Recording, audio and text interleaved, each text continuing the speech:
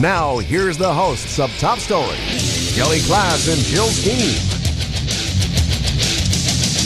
Good morning and welcome to Top Story, 7360300, always the number to call, and good morning, Benito. Morning. Ooh.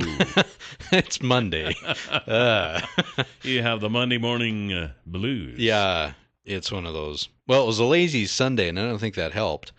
Oh, really? You pay for it the day after, I guess. Now, I spent a good part of the weekend cleaning my basement. Oh, hey. Yeah. You did something productive. I did, and it really took a lot of gumption to get up and do that, too. But you did it. Yeah. Well, the key is just get rolling with it, right? Yes, that's it. And once you get going, then you kind of get excited, and with the progress you're making. In fact, earlier this summer, we started with 1 8-yard trash container. Mm-hmm. And so we filled it up, and they dumped it, and we filled it up again, and they dumped it, and I'm in the process of filling it for the third You're time. On your third one. Wow, 18 yards. No, so it's an 8-yard. 8-yard. So we got 16 yards, and then it's probably a third full again, and I'm sure we're going to fill it by the time we're done. Wow. So that will be 3 8-yard containers. That's what living in the same place for over 30 years does for you. I was going to say, you never had a trash can? Well, besides, I'm the type that hates to throw anything away. No, I understand. It's like, I might use this someday, and you never do. But the nice thing of it is when you're going through stuff like that, it's, I wondered what happened to that. Yeah, I know. Oh, I forgot I had that. Yeah. With me, it's when I moved, I realized, there it is. Yeah, exactly. I needed it then. In fact, I'm pretty sure there are a couple of boxes, at least, that I went through that haven't been touched since we did move there in 1981. Wow. So, anyway. The dangers of a full basement, Yeah. You The pile bigger stuff house. up there and leave it. Anyway, welcome to Top Story. Benito setting in this morning for Jill. Jill will be back Wednesday. All right. Coming up, we have Randy Staples with the Idaho Political Update. That'll be at 8:40. At 9 o'clock, or actually 9:06 after the news, we have Idaho Governor Butch Otter will be with us. Okay, Governor. So it'll be a full day today, and we do have some stuff to talk about today. It's Columbus Day. It is Columbus Day. Now, under normal circumstances, many people would be working today, but since it's Columbus Day, the bankers are off. I think the city is closed. The federal government's closed, of course. So there are a lot of people who would normally work today that don't have to, since there will be no mail delivery today. Oh, shoot. So, well, good thing I don't expect anything other than bills. Yeah, exactly. Yeah, that huge check I was expecting from my rich uncle who passed away won't be coming today. No. So, at any rate, speaking of Columbus Day, we'll be talking about this here in a little bit. A lot of towns and areas across the country are opting away from Columbus Day and instead celebrating Indigenous Peoples Day. Oh, really? Yes. So what do you think? We'll ask you what you think about that. Is it a little too politically correct? I'm Indigenous. Yes, you are. I was born here. So was I. I know. But anyway, we'll talk about that coming up. We do have some news to talk about. The director of the Centers for Disease Control and Prevention on Sunday said that more Ebola cases are possible after a healthcare worker at a Dallas hospital tested positive for the deadly virus. The female worker who cared for the first U.S. patient with the disease began showing symptoms on Friday. According to Dr. Tom Frieden, as of Sunday morning, the patient only had mild symptoms, including a low-grade fever. The hospital employee, who has not yet been identified, had extensive contact with Thomas Duncan, the Ebola patient who died last week from the illness. Unfortunately, he said it is possible that we will see additional cases of Ebola because of potential breaches in the use of safety gear. It was initially reported that she was at low risk for contacting the disease, but the CDC said on Sunday that a breach in safety protocol occurred at some point, though the agency is unsure what or how it happened. So you would think if you're messing with such a deadly disease, you'd be really cautious. Well, I wonder if this is the woman in the ER who was first contacted by Mr. Duncan when he came there, and he said, I have a fever, and I come from Liberia, and she, I don't know, gave him some medicine and sent him home. Yeah, you never know. So that could have been the breach. I don't know if that was the same person or not. I just don't know. You never know. But I don't, you would seem... I would think if Ebola was really, and I know it's dangerous, believe me, and I know it's deadly and all this stuff, but so is the flu. Well, exactly. And 36,000, I think, last year died. More, yeah. From the flu? We should perhaps be more concerned about the flu or that enterovirus, which actually has killed people, and it is in Idaho, than we should. I mean, we should be concerned about Ebola, don't get me wrong, but we kind of was under the impression that once Ebola strikes in a place, I mean, it's you watch all these contagion type films on TV and think, oh my gosh, we're doomed, we're all done. going to die. But and that has been the case a lot of times, I believe. Even with the swine flu, they just knew when the swine flu got started, it was going to wipe out half the population. We're all doomed. We all should run and get vaccinated and all that kind of stuff. And it just never happened. So I don't know that it's really as bad as maybe they thought it was. Right. Once we get it in an area where we have better medical facilities and are able to somewhat contain it. So. Better response to it. Right, exactly. 736-0300 is the number to call. Top story. You're on the air. Good morning. Good morning, Kelly and Benito. Well, good morning. My concern, my wife was really upset this morning when she heard that because, of course, they put the blame on the nurse. She did something wrong. And she is a nurse, so she takes that very personally. Sure, and, I don't blame her. And, that's an easy out to say that they did something wrong in protocol instead of saying we're wrong about how it's contracted. Yeah, that's an Because, excellent point. How many people right now do we know of that have been in these suits that they're blaming protocol on that have gotten, 5, 6? Yeah, and in fact, I even heard that some of these suits were made poorly. Some of them didn't fit. So I don't know if they got them from China or where they got them, but I think they don't really know how it's contracted, and it keeps evolving. It keeps evolving fast. I think the you're right. only way to contain this is to contain it and let it die out. But no, we're going to let it spread by bringing people around, letting them go here and there. I mean, it's crazy. This is going to get ugly before it gets better. You could very well be right. I think that they are still learning about this disease because I don't think they've had a real good learning environment in some of these third world countries where this stuff has been happening. Now that they get it into the United States where we have better medical facilities and better protocols and such, and it's still spreading. And in fact, I read something last week where one of the scientists said that we're kind of standing back and rethinking some of the ways that this disease is spread. So it could get interesting. It could. Well, I remember do you remember when the last major outbreak was? Have you read anything about that? Of Ebola? Yeah. No, I haven't either. I know it's when it happens in some of these other countries, we don't pay that much attention to it. No, we don't. And I think the reason we're all talking about it now is because it is in the United States.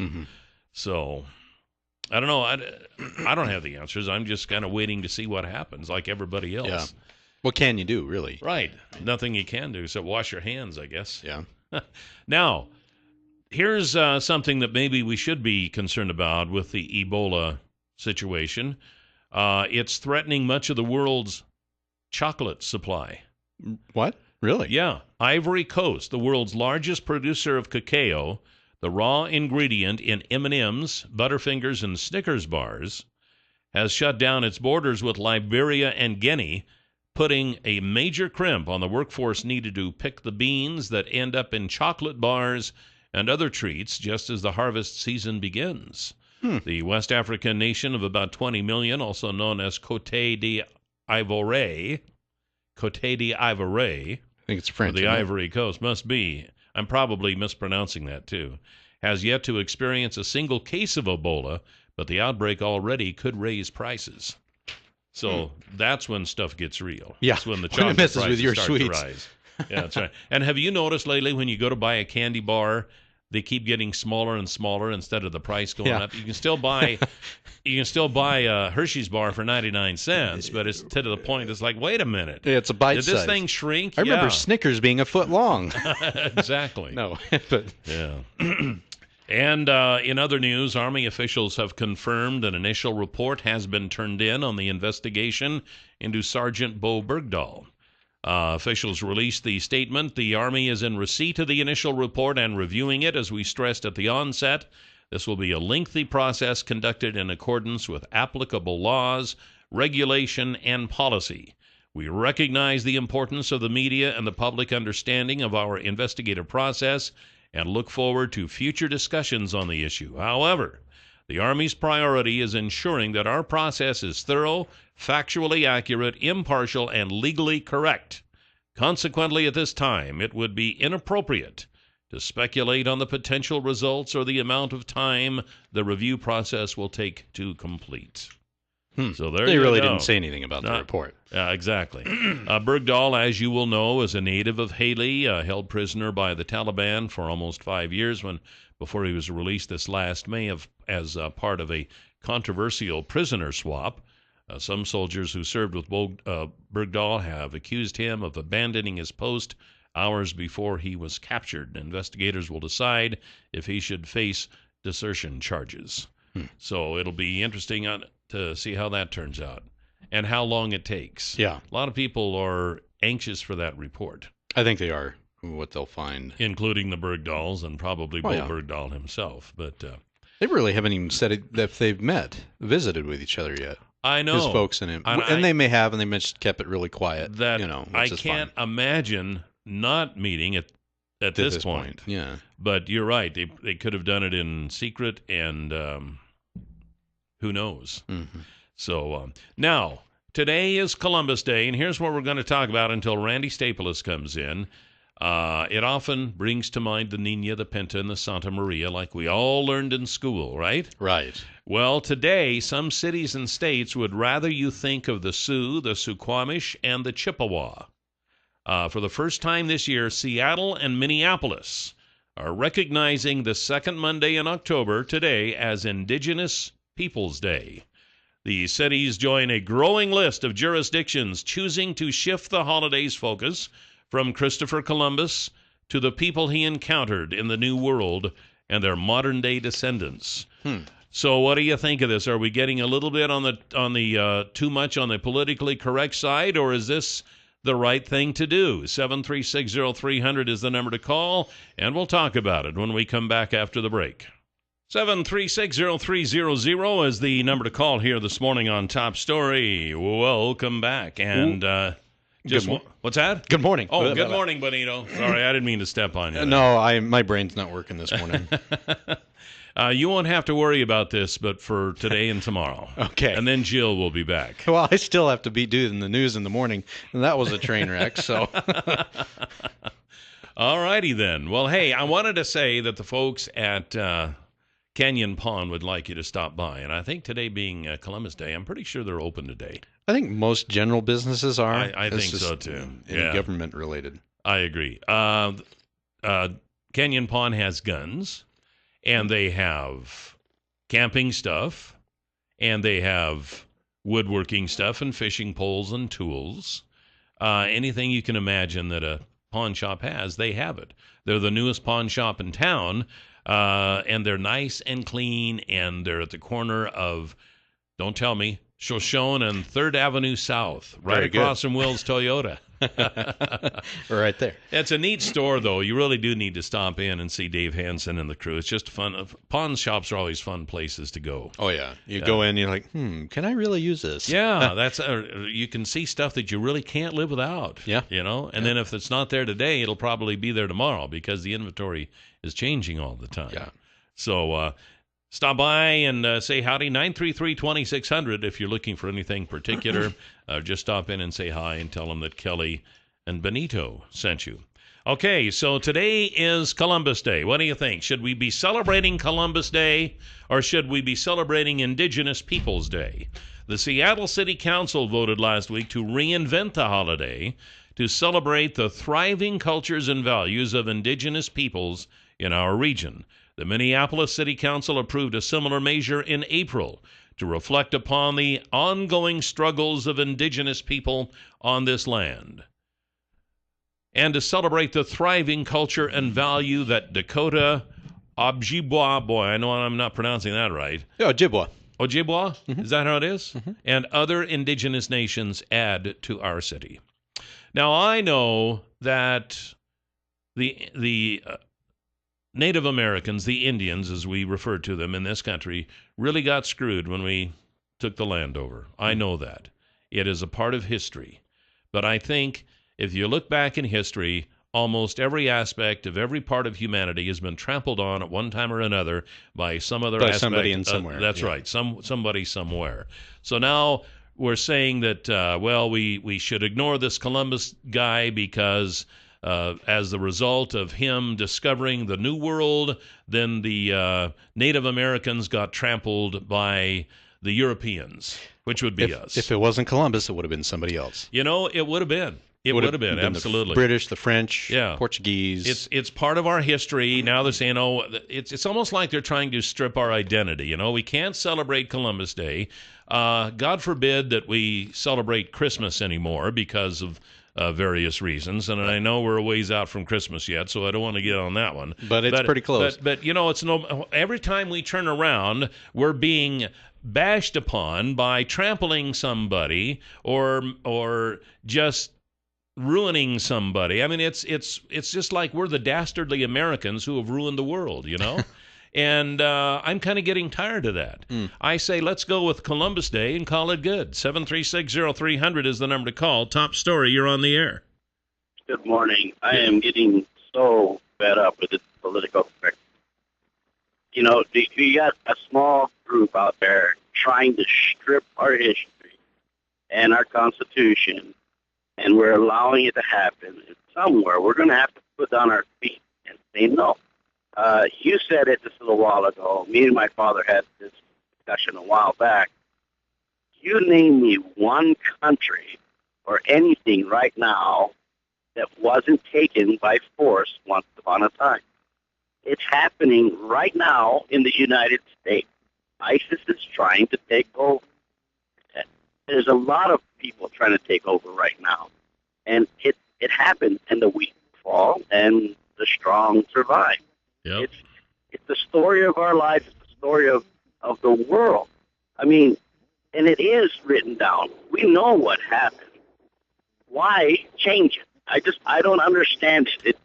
You're just trying to brainwash people into not what history was. Yeah, and they're trying to strip us of our identity and of our history, and pretty soon there will be a group who will want us to tear down the Statue of Liberty, and because it was given to us by the French. Yeah, that's right, and it was supposed to be some slap in the face. Now, I was reading here the other day how the Statue of Liberty was a slap in the face to America from the French, and nobody realizes it, and all this garbage that you hear about all the time. So, you know, hey, it's Columbus Day. We've celebrated it since I can remember in school. I mean, we learned the Nina, the Pinta, the Santa Maria.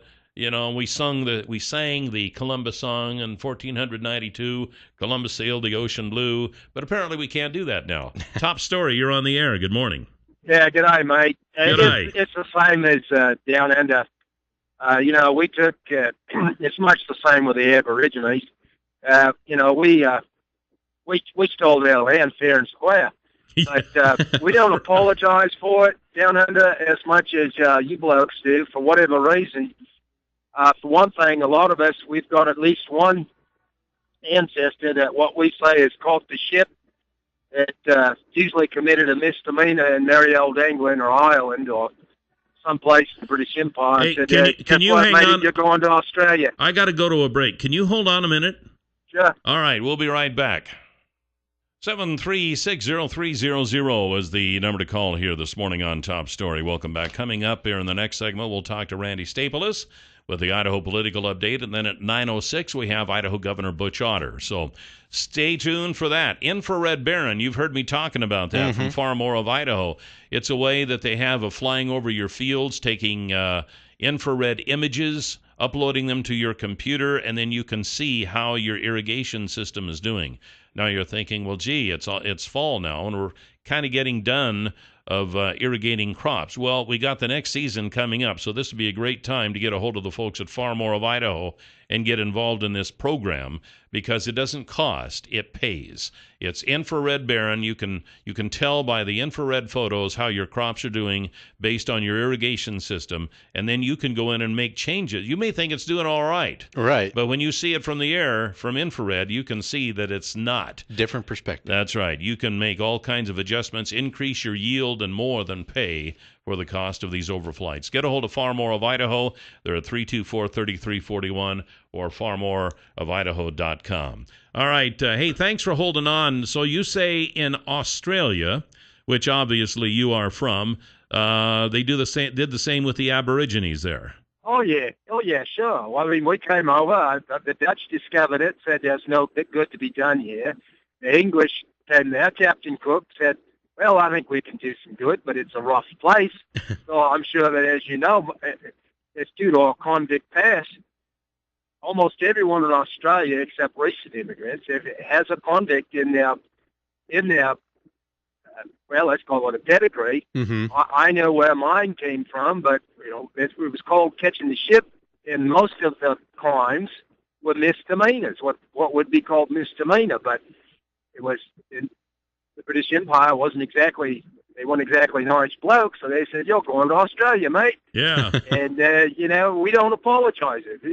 We don't apologize for it. Yeah, it was terrible. We did a lot of wrong to the Aborigines, but you know what? Not exactly as if I bought a ticket here. Right. Yeah. Right. And you still have to live together, right? Benito, they want to blame old Chris there. Old Chris was an Italian. He was working for the Spanish. Mm-hmm. I know Benito's told me in the past he's from New Mexico. So how do the people with a Hispanic surname, how do they feel about it? Gosh, the Spanish treated the Native Americans pretty harshly. Oh yeah, and they did. And so is it like, well, hey, now wait, mate. If it wasn't for the Spanish, I'd probably my last name wouldn't be Vallejo. No, it wouldn't be. I mean, it's just, of course, it's the way it goes. There's good and bad to everything, and it's the same thing there. Everything, everybody, every place has a history, and that's just the way it is. Hey, thanks for your call. I appreciate that. And that's a good point too. But there's always, I don't know, for lack of a better word, do-gooders who want to go back into history and try to make everything right for everybody. They wanted to... You can't correct history. No, you can't. They wanted to go back and spend hundreds of millions of dollars in paying the Japanese because we dropped the bomb on Hiroshima and Nagasaki. And every once in a while, somebody will come up with this bright idea, we should really pay this group of people for all the wrong done to them, like how many decades or centuries ago. And I didn't have anything to do with it. You didn't have anything to do with it, but it's just history. It happened, and you can't rewrite the books, even though you try. Right. And so, you know what? Today is Columbus Day. It's the day that we celebrate for Columbus discovering the Americas, and I think that's the way it should stay. 7360300, top story, you're on the air. Yes, you just brought up an interesting subject I was going to call you on. We are still paying for them, for us taking over their land, because we still pay billions of dollars to them. And just look at Fort Hall Casino and see how they live. And each children that is born Indian, any blood Indian, they get a check every year. It doesn't matter how long it's been, but we still support them. So if we're not celebrating Columbus Day, then we should stop supporting them and giving them money every time. Yeah, I know. As far as, we made certain treaties with them, and we broke those treaties. We were supposed to pay them apparently for a lot of land that we never paid for, or mineral rights, or whatever it was. I'm really not too sure of the history. Mm-hmm. I'm kind of the opinion that if we made those agreements with them and we broke the agreements, then we need to honor those. But as far as just going back and picking a group of people, and, well, for instance, the Japanese, I mean, sure, it was horrible what happened in Japan. It was a horrible way to end the war, but it worked. And that was the thinking of the day, and that was history. And somebody had to make a decision. That's right. How many more people would have died horrible deaths had the war continued? Now they wanted to pay these Japanese people for the horrors of World War II. Well, you know what? I'm against that. Sorry, it's just war is war and war is hell. So happy Columbus Day. Happy Columbus Day, everybody. 736-0300 is the number to call. We'll have Randy Staples up next, right here on Top Story. 736-0300 is the number to call here this morning on Top Story. And once a week at this time, we have Randy Staples from Reidenbaugh Press at reidenbaugh.com with the Idaho Political Update. Good morning, Randy. Good morning. Well, thanks for joining us again today. I know in your update you had quite a little explanation of the recent gay marriage ruling that the courts, I guess, made or didn't make. Can you kind of go through that? Well, it got kind of complicated last week. It did. Yeah, it did. So could you kind of go through that process and kind of tell us where we stand now? Sure. What I was writing about mainly was the decision from the main decision that kind of triggered all the rest of it last week from the Ninth Circuit Court of Appeals, the federal appeals court that the Idaho Federal District Court appeals to. And what it basically did was to throw out Idaho's and Nevada's, they were linked together, laws and provisions that ban same-sex marriage. The problem that the states have at this point is that they're they're having to walk a road that has gotten so narrow and so rickety that it becomes very nearly impossible. And when Justice Scalia, after one of the Supreme Court decisions a couple of years ago, said that this will pretty much inevitably lead to same-sex marriage being legalized nationally, there were a lot of people who often disagree with Scalia but agreed with him on his analysis of that, and I thought that he was correct as well. There's very little basis that a state can take under the Supreme Court's rules to support it. You can't say that the Supreme Court's made it clear that you cannot say that gay people are in any sense second-class citizens. They're citizens like every other citizen. And extending that, it said that you can't say that their relationships are second-class, are any less than anyone else's. So when you do that, there's very little basis then left for banning same-sex marriage. And there are a number of states, like Nevada, which was linked to Idaho, where the state officials basically just kind of gave up on it and said it can't be done. There's no legal basis for this. Oregon said the same thing. In Idaho, was determined to try to find a grounds for doing that. It mainly some of the key grounds were along the lines of, same-sex marriage might be harmful for children, or same-sex marriage might somehow impair or impact on opposite-sex marriage, traditional marriage. But the Ninth Circuit pretty much wiped out both of those. It said that there was no basis, there had been no studies found, no convincing evidence that children are harmed by same-sex marriage. And on damaging opposite-sex marriage, they had a great quote. They had it was in a footnote. They noted that Governor Otter, who I guess you'll be having on here shortly, right. This is the quote, that Otter also states in conclusory fashion that allowing same-sex marriage will lead opposite-sex couples to abuse alcohol and drugs, engage in extramarital affairs, take on demanding work schedules, and participate in time-consuming hobbies. We seriously doubt that allowing committed same-sex couples to settle down in legally recognized marriages will drive opposite-sex couples to sex, drugs, and rock and roll. Yeah, I read that.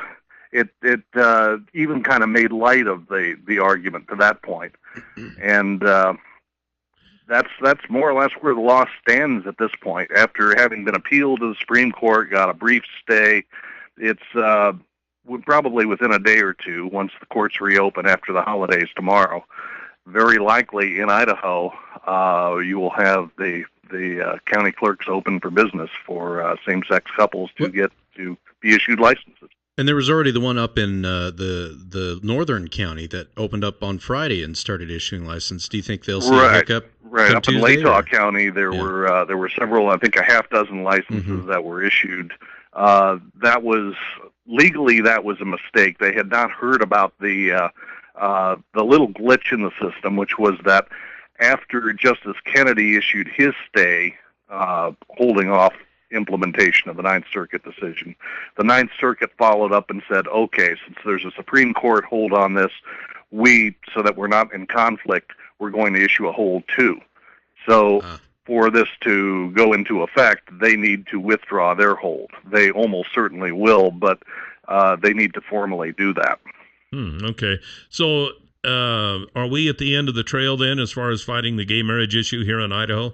I think it probably pretty much is. In fact, the governor's statement at the end of last week on Friday, after the Supreme Court refused to take the appeal and lifted its stay, as I read it, and I'm sure you'll ask the governor this to see whether this is correct, but my understanding was that he said we did what we thought we had to do, we fought the fight, but this is the end of it, and we need to just have be calm, be civil, and move on from here. Yeah. Well, the campaign continues. Apparently, I think I have this right. Treasurer Ron Crane had to drop out of the first debate with Deb Silver because of a voice issue. And I think the next debate is tonight, and I think they rescheduled that one for Thursday. That's my understanding as well. Yeah, it's that. At least that's what everybody seems to be saying at this point. And let's hope that there's a debate, because it would certainly be an interesting one. Absolutely, no question about that. In fact, do you remember when the treasurer's race in Idaho was this, for lack of a better word, interesting? That's always a loaded word. It is. Yeah, I can't think of another one. I think about the only really interesting races or the relatively interesting races for state treasurer in Idaho, going back the last half century and more, have been basically when the office has been open, right, and that was when that last occurred when Lydia Justice Edwards decided to retire, and that was when Ron Crane won the office in the Republican primary, but it was a pretty low-key primary. Yeah. And then Marjorie Ruth Moon, the last Democrat to hold it, departed, and there was a contest, but not really that contentious a contest, and not really that high profile. This is, I think, the highest profile treasurer's race that Idaho has had in the last half century, at least. Yeah, I think if nothing else, it brought to the attention of most Idahoans that the treasurer's position is an elected position in the state of Idaho. Well, it's the first time, really, that the real work of the state treasurer has come up for much discussion. That's true. Usually, it traditionally over the decades, the work has just kind of gone. The work of managing the money, investing the money, doing all of those kinds of things, it's just kind of gone on quietly and not been much debate or discussion about it. And now there actually is some discussion about the actual work of the office, how the money is managed, how it is invested, and so on. Yeah. And that can be quite a good civics lesson, I think, for a lot of Idahoans. Absolutely, no question. We got a caller here. Let's take that top story. Whoop. Okay, here. I guess they decided they didn't have a question after all of that, or you answered it for them. Or they lost the line. That's right. Speaking of the primary election, Secretary of State candidate Lawrence Denny said he would like to eliminate the primaries stating that it should be up to the parties to run primaries since they are choosing their candidates rather than be run by the state. Does he have a point? Well, primaries are used for quite a few things, and which he later on acknowledged, other than just the Republican and Democratic selections for their nominees. They're also used for some ballot issues in various places, for a number of nonpartisan offices like judges. A lot of judges are, if they get 50% in the primary, they can they're elected. They don't even go on to the general election. There are a number of things that primaries are used for apart from that. And I think he may have kind of either misspoke to begin with or may have thought better about it afterwards in terms of thinking about that. But of course, even allowing for that explanation, what he's basically calling for is both parties to close their primaries, as the Republicans have done. That would seem to be part of it, and then also calling for the parties to separately pay for the election or their part of the election.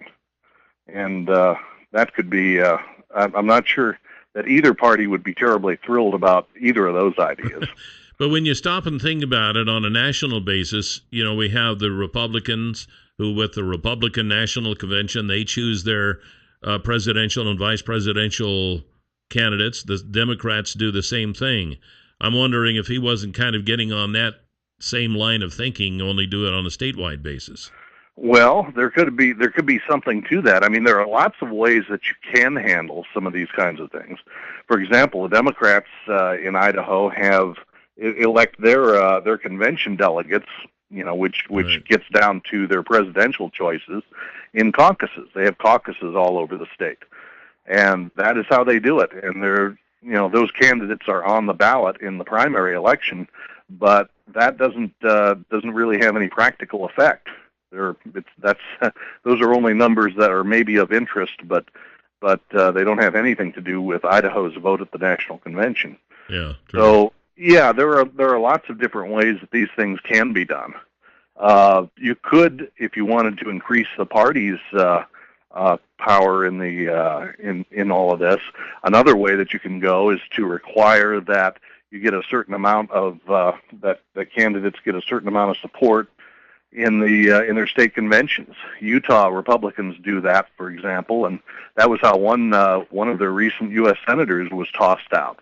Was that he failed to get sufficient support at the state convention. Interesting stuff, politics, huh? Yeah, lots of different possible ways to go at it. Now, one of the things that I was reading this morning, and I knew this was going on it's called Choke Point. Republican senators on the Senate Banking Committee sent a letter to the Department of Justice demanding answers regarding a Department of Justice-led effort that is negatively impacting law-abiding and legitimate businesses by choking them off from the banking sector, known as Operation Choke Point. And this has been used recently, I know, for businesses dealing in guns and ammunition. And Senator Crapo apparently is on kind of a path to help avoid this. Has this been a big issue in the past, and do you think it'll be a bigger issue in the future? Haven't seen too much of it in the past, and I'm not sure what it necessarily involves at present or how widespread it is. If it's done in a way that is aimed basically to get after racketeering businesses or certain limited categories of businesses, then there may be some legitimacy there, and there may be something that's useful and proper. If it extends much broader than that, just to ordinary businesses, then that's another matter. And certainly Crapo's well positioned on Senate Finance to be able to look into that. And we'll see. I'm sure we will probably be seeing a little bit more of that, a little bit more about this over the next couple of weeks. And we'll see how extensive it is. If it's very narrow, it's probably not a very big deal. But if it's being used a lot, then that may be another matter. Yeah. Well, I think it started a couple of years ago. I think Bank of America started it first, and then a couple of others followed. But again, we're out of time, so we won't be able to discuss it more here. But Randy, I want to thank you for your time, and we will talk to you next Monday right here at the same time, same station. We will talk to you then. All right. Thanks, Randy. Randy Staples from Reidenbaugh Press at Reidenbaugh.com. You can go to his website, Reidenbaugh.com, and subscribe to his weekly update, and you can hear him right here each weekday on Top Story. Well, I should say each Monday on Top Story on News Radio 1310 KLIX. We have Idaho Governor Butch Otter this next hour here on Top Story. Well, good morning and welcome back to Top Story. 7360300 is always the number to call, and welcome back, Benito. Well, thank you.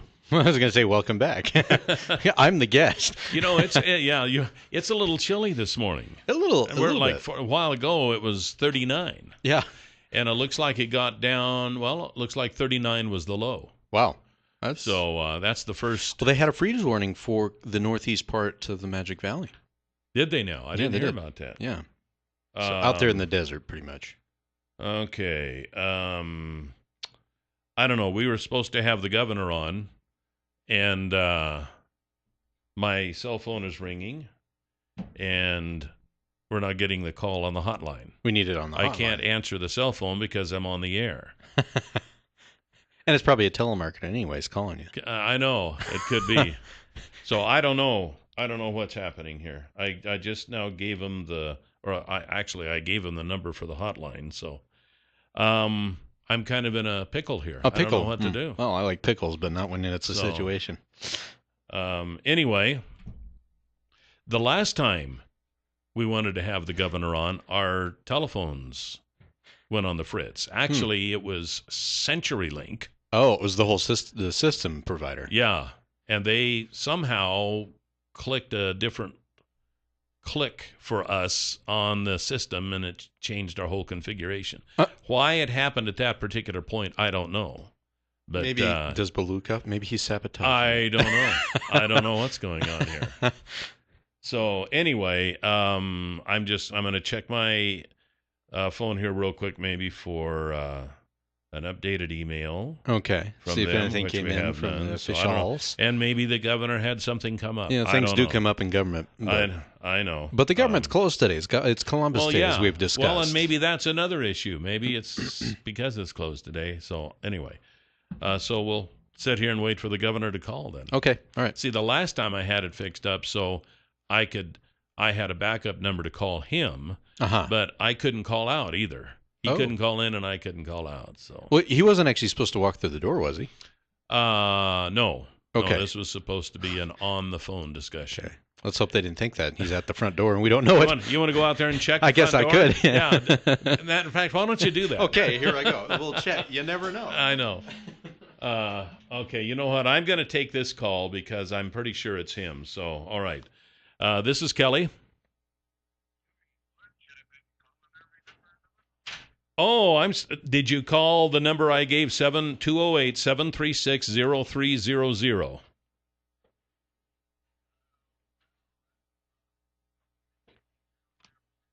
I see. Okay, it's 000.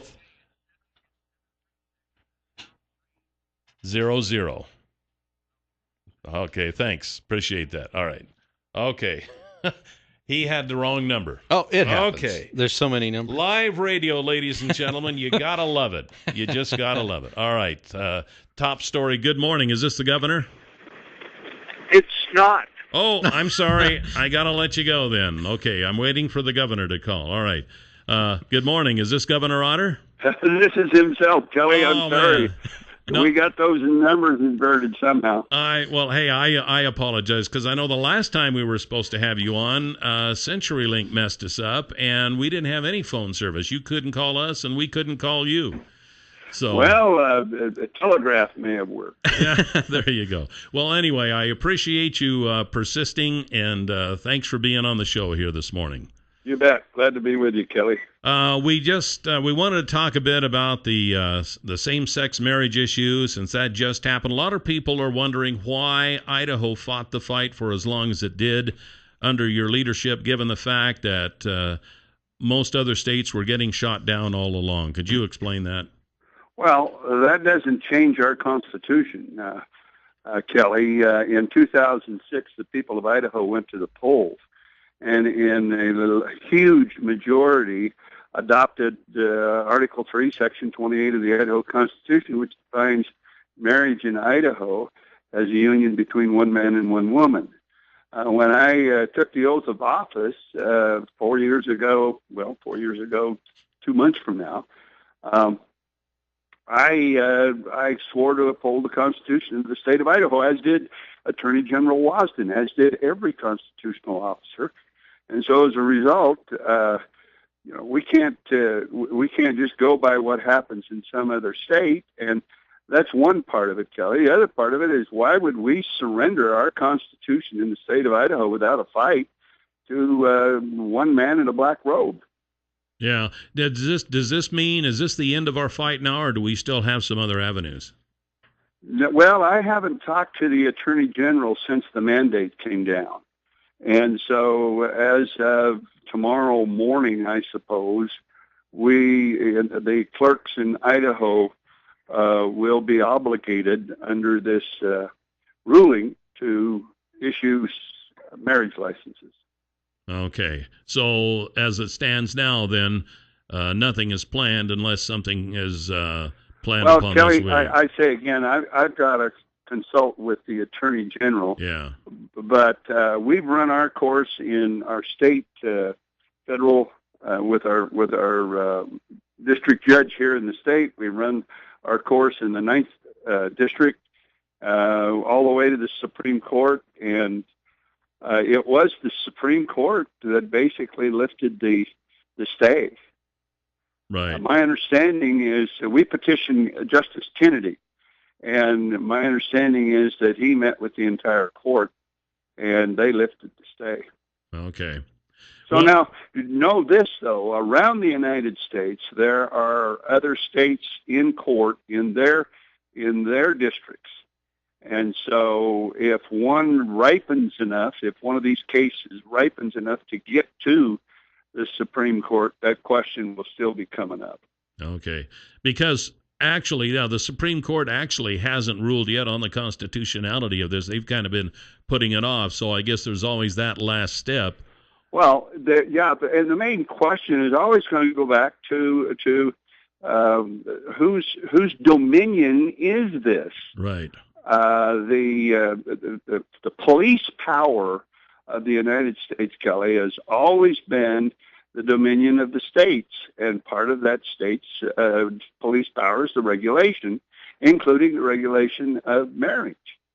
And so, as a result, we believe, unfortunately, our merits of our case didn't carry the day, but we believe that when Idahoans decide in huge numbers like they did in 2006 that we wanted to modify our Constitution to ensure what our definition of marriage was and would it survive, then, like I said before, I just can't surrender the state's Constitution to a judge in a black robe without a fight. Yeah, okay. Well, before we get into the other stuff, how is the campaign going? Campaign is going good. We're getting around the state. We're about ready to take off on our bus tour. We're 22 days out, and we think we're doing great. But no matter what the polls show, we always work like we're 10 points behind. Yeah, exactly. When you travel around the state, what are the constituents saying that they are most concerned about? Well, they're concerned about whether or not the economy is going to continue to grow. Last year, between February of 2013 and February of 2014, Idaho had the fastest growth in personal income. We were number one in the nation in the personal income economic indicator. And they want to know that that's going to continue because young folks are coming up. They're wanting to buy a house. Older folks may be wanting to make a make a change in their life, and they just want to know what kind of economic certainty we can look forward to in Idaho. And I believe as long as we continue the course in maintaining an environment in Idaho that capital is safe and people who have an operation in Idaho and want to grow, Idaho is the place to grow because their capital is what will happen to their company is predictable. We're not going to change the laws every few minutes, number one, and number two, we're not going to raise taxes at the first whim. Gosh, Kelly, when we came through that recession, if there was ever there was a lot of temptation to raise taxes, and we resisted that, and I'm thankful we did, which is why we're the fifth fastest growing economy in the United States. We're only led by natural resource states like Wyoming, North Dakota, West Virginia, and Oklahoma. And so I think people want to know, is there certainty? And I'm telling them, as long as I'm governor, I'm going to continue to govern exactly the way we have been. And we're going to implement our 5-year 20 recommendation plan to reform education in Idaho, and all systems are go. As far as the reforming Idaho, now I know that your opponent, Mr. Belukoff, is hammering away at the Idaho education system. We have so many graduates that are not going on to college. We have those who do, a lot of them have to take remedial courses. He claims Idaho is losing a lot of good teachers to states with better pay, and in general claiming that Idaho's education system is worse than it was before you took office. How do you respond to that? Well, I reject the notion that he and a lot of other folks are saying all the good teachers have left the state. I reject that. There are a lot of good teachers in Idaho, and they're performing well in the classroom. What we need to do is to give them the tools, the professional training, the career ladder, the ability to grow in their job. Kelly, I reject it. There are a lot of good teachers in Idaho, and I run into them every day. And they're proud of their job, and they're proud of the fact that we're working hard in order to improve the education system. What Mr. Belukoff and my other detractors are not telling you is that where he's complaining is that we're not spending enough money. Well, we've always looked at it. It's not how much money you spend; it's how you spend the money. And we're down low when it comes to the amount of money we put behind each student. But look where we are in performance. We're tied 8th in the nation for 8th grade reading, 15th in the nation for math, and that's the grades that you get at where you know you're making a difference. And so, he's an accountant, and accountants can kind of tell you what you want to hear. Governor, we have a break. Can you stay through the break? Sure. Okay, we'll be right back with Idaho Governor Butch Otter, Republican candidate for re-election here on Top Story on News Radio 1310 KLIX. 7360300 is the number to call here this morning on Top Story. Welcome back. And by the way, Friday's $100 instant winning name was Wilbur Farnworth. Wilbur Farnworth. And your $100 word of the day for today is zombie. Zombie. Yeah. Must be Halloween coming. It must be. Yeah. You have until midnight tonight to go to our website at newsradio1310.com. Click on word of the day, type in zombie, ZOMBIE. And then listen tomorrow. And if you hear your name tomorrow and you played the word today, you'll win $100, just like that. Hey, but you got to play. Yes. Republican Idaho Governor Butch Otter is our guest this morning, running for re-election. Governor, if you are re-elected, what plans do you have for the state for the next 4 years? Well, as I mentioned earlier, one of the things that we're going to continue to do is continue to grow the economy by preparing a workforce that folks are prepared to put to work. Certainly, the insurance, or pardon me, the 20 recommendations that have been made by my task force on education to improve education will help us build a good workforce in Idaho. And so continuing to grow the economy and implementing the task force on education are my two primary objectives for this next term. I know a lot of people are complaining about Idaho has so many people on minimum wage. Do you think your education plan will help resolve that?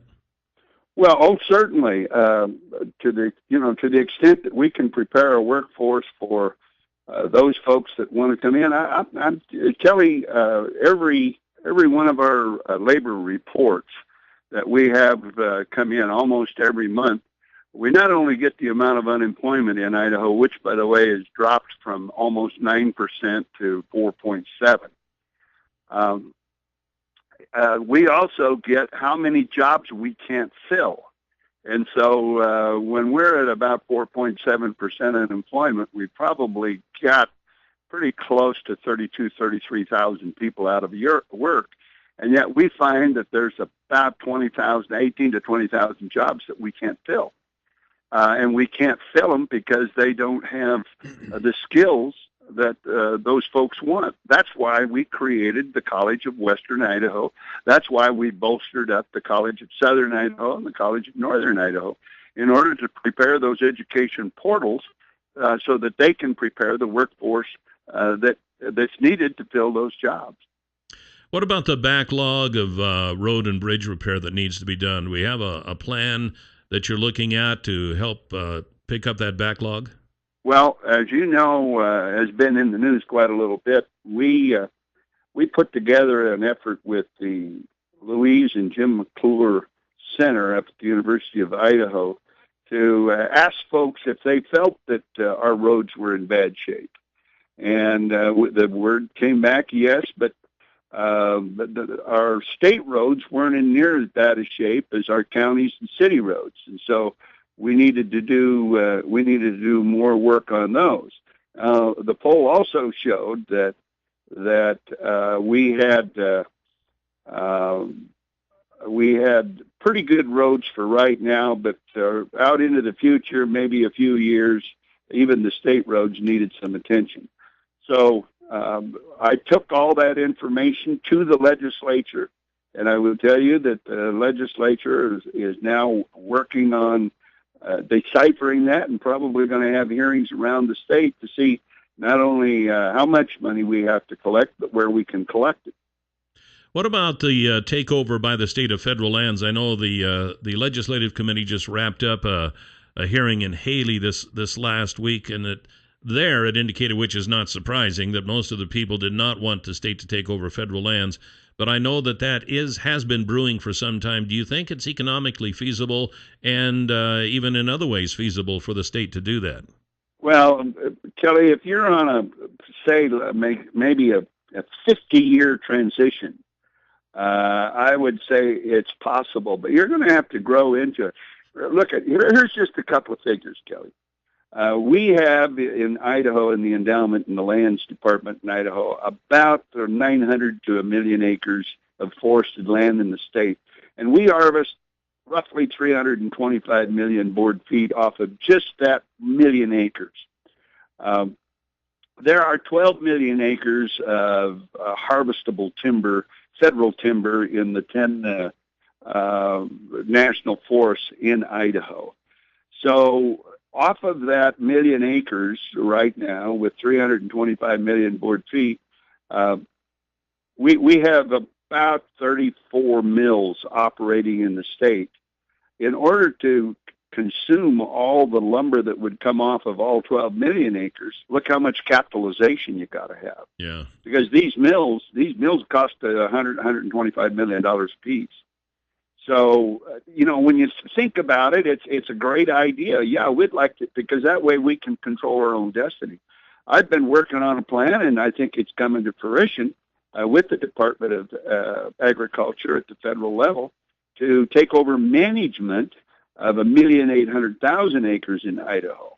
And I believe we can grow it. We can do two things. Number one, we can grow into our ability to manage and have the expertise to manage. And number two, we can convince the people of the United States that we're not going to abuse the lands.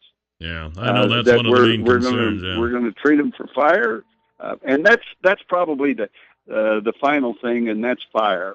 3 years ago, Governor, we're out of time. I hate to turn you loose, but I told you we'd let you go at 9:30, and we thank you for talking to us today. All right. Thanks. Us a lot of money to fight fire. I hear Kelly. you. Thank you. For the time. You betcha. You All right. Governor Butch Otter. 7360300 is the number to call here on Top Story. Welcome back. Again, want to thank Governor Butch Otter for we had kind of a rocky start there with the mix-up in the numbers to call. All it takes is one number. Man, I'll tell you what, and I hated that happen, but you know what? This is live radio, and it happened, and you just deal with it, and you move on. Yeah. That's right. By the way, we're coming into the winter season now, and hopefully this winter we'll have lots of precipitation. But when you have a lot of precipitation, a lot of snow, melting snow, rain, stuff like that, then you generally have a little more of a concern of manure on large feedlots or dairy operations. But that's not a problem either, because Stanley and Company has the Lowen Honey Loader.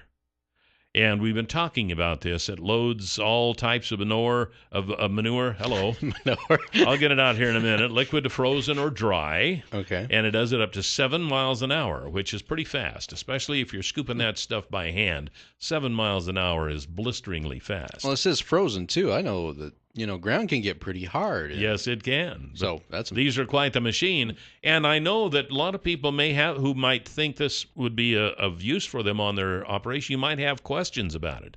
That's okay. You can get a hold of Pat Hartzell, and he can line you up so you can see one of these actually in operation. You can kick the tires and talk to the owner, and you have questions, you can find out everything about it. At 280-1167 is the number. Pat Hartzell at 280-1167. That is his personal cell, and he will do for you whatever he can to make this happen. All right, so the governor, when we were talking to him, mentioned a little bit about the legislative committee that's looking into management of federal lands. In fact, that was his comment there at the last. We had our next to the last hearing in Twin Falls on Friday that mostly favored leaving them in federal hands. Just let it be, right? Right, to let it be. People have always raised concerns about, well, gee, if we take it over as a state, then we'll sell it to the highest bidder, and that means that all these federal lands that have been preserved for all these years will just be sold to developers, and we'll put up condos, and then that'll lock people out who can't afford the condo, So there's been quite a lot of argument over this. Plus, not only that, but fighting, as the governor mentioned there when he was leaving, fighting fires on federal land. It cost money. Hundreds of millions of dollars. Yeah. So the question is, and I know I've talked to a lot of people who say, no, we can do this. We can take over these federal lands. We can handle them. We can manage them. We can afford them. So what do you think? This has been a conversation for quite some time now. And I believe in the Constitution somewhere that we can't do that. So there are a lot of hoops that would have to be jumped through before we could do that. But as any law, you can change it, right, if you have enough people who agree to it. So, but kind of wondering, do you want us to take over the federal lands, or do you want to leave them as it is? Or maybe there's even an in-between there. Well, maybe we could help manage them more, which I think is kind of the one I'm leaning toward. We can help to manage more, but when we have devastating fires, we still have federal help to fight them. 736-0300 is the number. Top Story, you're on the air. Good morning. Good morning. I think we should take them over. I mean, fire-wise, I've been in the garden and everything else, and I've done the fires. You about want to pull your hair out about the money they waste. Let's take away some of the red tape. I mean, let some of these farmers with discs, dozers, and anything else, contractors, jump in on it. I mean, we can do it for cheaper than the government can. I can guarantee you that. That's and I wouldn't be surprised. I really wouldn't. As to how much cheaper, I don't know. And you bring up the idea of farmers and ranchers using their own equipment in some of these cases. I know that there has been a program that was just started in the last few years, and it has just kind of been more local, where the farmers can go through a training program, and they can absolutely do that to help. I mean, they're right. A lot of them see them start. They've got they're the right equipment. there. They They could see go it. out and put a stop to it, which has been forbidden before, and it is still forbidden, I guess, if you haven't had that special training. But but anyway, some good thoughts, good points. Top story, you are on the air. Good morning. Good morning. My attitude about it is if we take it over and start harvesting the lumber off of it, then that's going to reduce the fire risk also. You're absolutely right. And if we grazed it more, that would also do the same thing. Correct. And think of the number of jobs that it would create. That's true. So yeah, there's a lot of advantage to doing just that. 7360300. Top story, you're on the air. Good morning, guys. Burley guy here. How you doing? Oh, hey. Good, Burley guy. You got about 10 seconds. All right, that's all I need, according to my wife. This fire we had in Oakley a few years ago, there was a rancher there with a bulldozer, and BLM and the Forest Service was fighting who was going to do what first, or that thing would have been put out.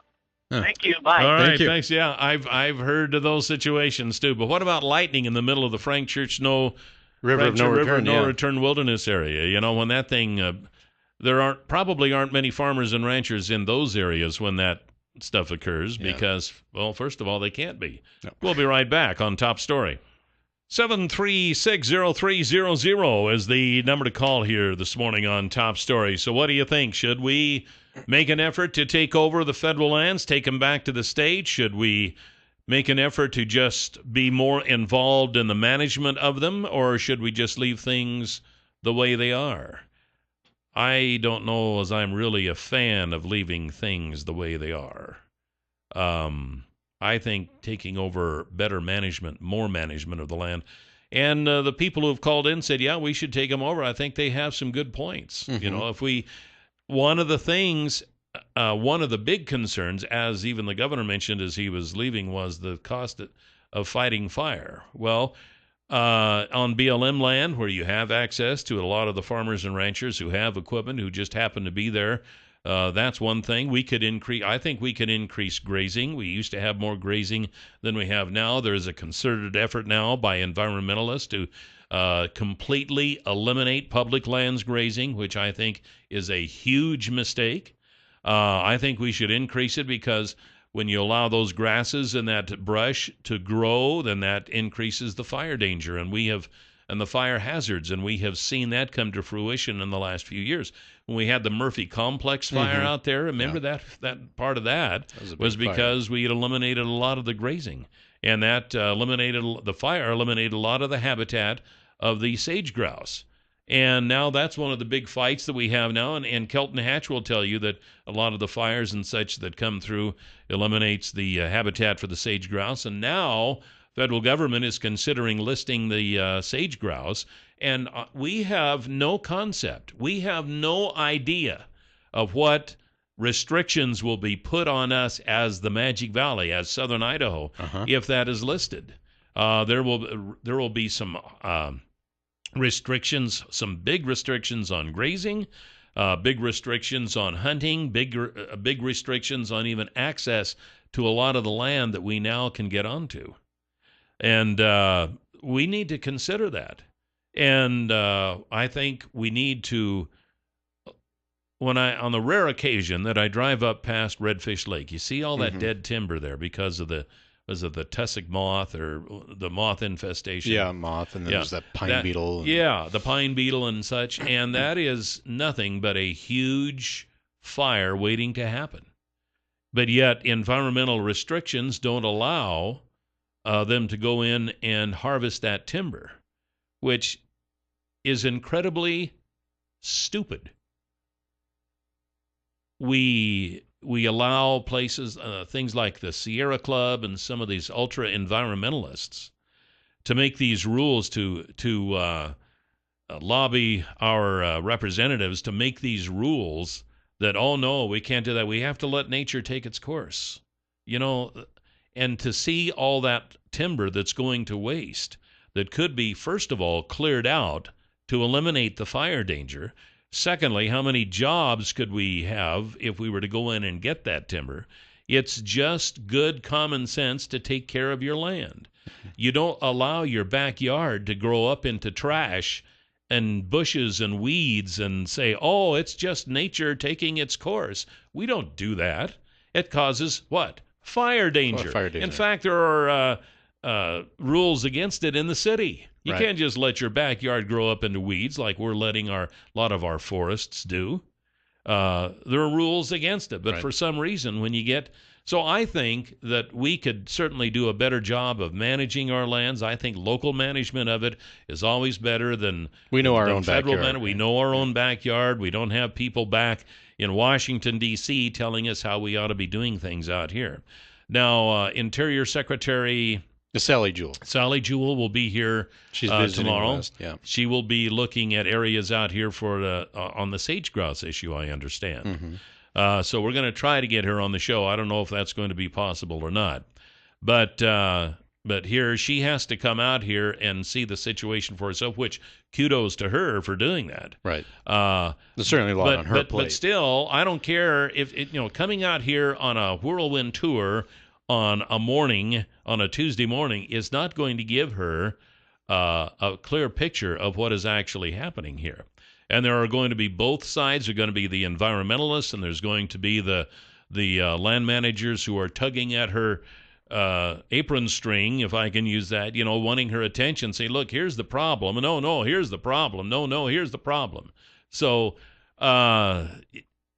local management is always better. Mm-hmm. And I think if we can have more local management than what we've had, I think we're going to be a lot better off.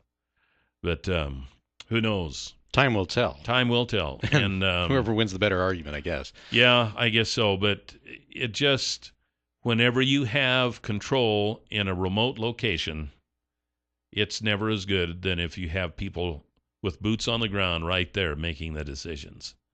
And the military will tell you that, I'm pretty sure. And we have witnessed that here in the state of Idaho. Many other states have witnessed it. Whether or not it'll go that direction, I don't know. But the listing of the sage grouse could be devastating to southern Idaho's economy. Mm-hmm. And it's not just southern Idaho. It goes into Wyoming and Nevada. Takes up parts of several states. Utah. So we're looking at something here that could potentially be disastrous for us. I don't know. I kind of got onto that from management of the federal lands, but it is all related. So at any rate, we'll see what happens. And it's time now for the Huckabee Report, which is brought to you by Waddell & Reed, and you can give them a call at 736-6563. You can hear the Huckabee Report each weekday at this time, brought to you exclusively by Waddell & Reed. Laura Nelson, Josh Funk, and Steve Stanger are the financial advisors, and the number is 736-6563. Hey, we're in that time of year. You need a chainsaw or a leaf blower? Sure, can use one. There's Absolutely. a lot of leaves on the lawn. That's what I'm thinking. Clearwater Power Equipment has them. They not only have them, they service them. They sell them. They have parts. That's what they deal in, are Echo chainsaws and leaf blowers, and Husqvarna line of power equipment also.